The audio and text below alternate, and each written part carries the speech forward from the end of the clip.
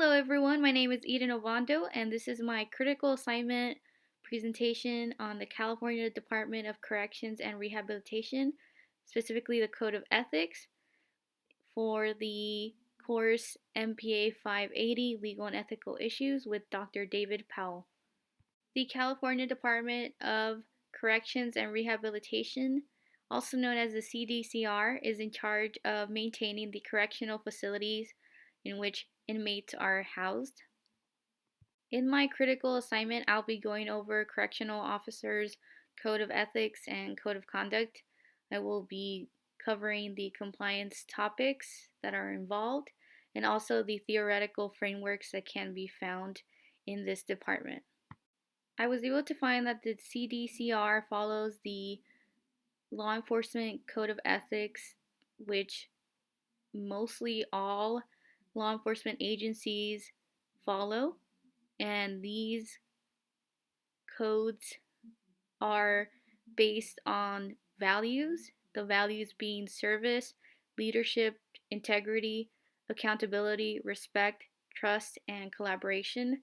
Corrections officers are held to a high standard and are expected to be protectors of every citizen's rights and also be peacekeepers.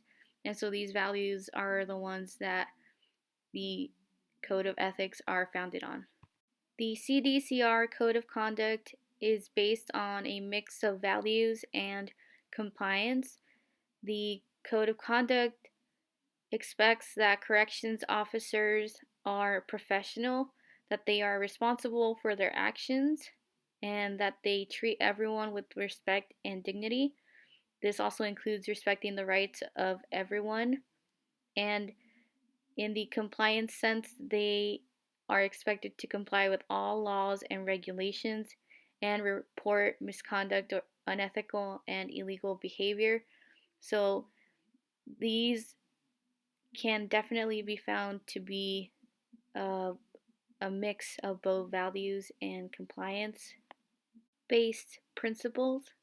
In the research that I did for the ethical training standards for the CDCR, I was able to find some information on the internet, and I also was able to speak to a friend of mine who is a corrections officer, and I found that corrections officers are required to undergo standardized testing in ethics at an annual basis, and internal affairs is a department that is involved with ethics and ensuring that all corrections officers are complying with the Code of Ethics and the Code of Conduct.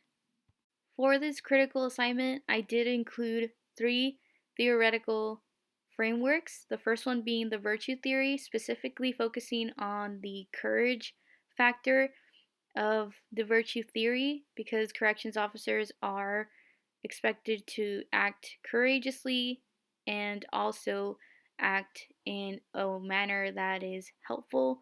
So they do have to take time to assess the situation and then act accordingly. Also, when they are sworn into their position, they do make a contract to follow laws and regulations that are part of their duties.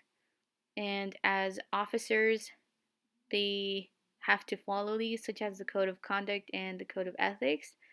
And this can be specific to the department of the CDCR and also the United States laws. Then the third framework that I included was utilitarianism, because corrections officers do act in a way that is beneficial to all citizens, and when they are protecting rights, they are protecting everyone's rights and doing what is best for the safety of others. My recommendations are mainly based and aligned with the already existing ethics that the CDCR has.